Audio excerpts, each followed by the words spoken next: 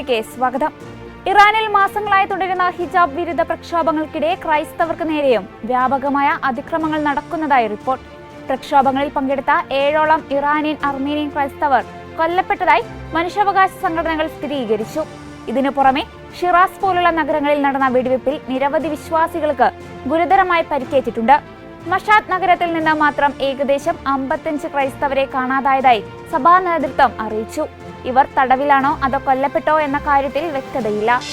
മെക്സിക്കോയിലെ പ്രധാന അതിരൂപതകളിലൊന്നായ മൊറേലിയയുടെ പുതിയ ആർച്ച് ബിഷപ്പായി മോൺസിഞ്ഞോർ ജോസ് അർമാൻഡോ അൽവാരസ് കാനോയെ നിയമിച്ച് ലിയോ 14 പാപ്പ.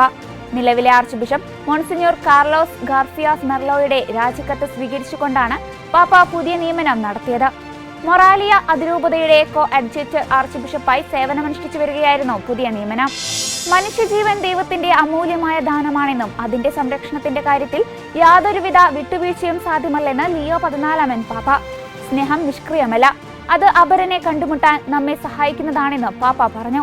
എന്നാൽ ഇത് ശാരീരികമോ സാമൂഹികമോ ആയ അടുപ്പത്തെ ആശ്രയിച്ചല്ലെന്നും മറിച്ച് സ്നേഹിക്കാനുള്ള തീരുമാനത്തെ ആശ്രയിച്ചാണെന്നും പറഞ്ഞ പാപ്പ, അതിനാൽ നല്ല സമരിയക്കാരനായ ക്രിസ്തുവിന്റെ മാതൃക പിന്തുടർന്നുകൊണ്ട് കഷ്ടപ്പെടുന്നവരുടെ അയൽക്കാരനായി തീരാനാണ് ക്രിസ്ത്യാനി വിളിക്കപ്പെട്ടിരിക്കുന്നതെന്നും വെളിപ്പെടുത്തി.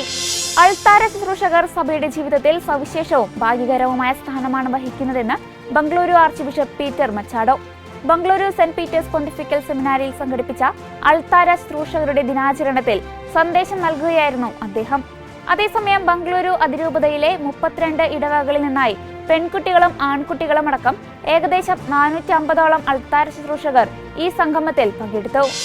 ലോകസമാധാനത്തിന് ഭീഷണിയായ വിദേശ നയതന്ത്രങ്ങളിൽ നിന്നും ലക്ഷ്യങ്ങളിൽ നിന്നും അമേരിക്ക പിന്തിരിയണമെന്ന് കർദിനാൾമാർ.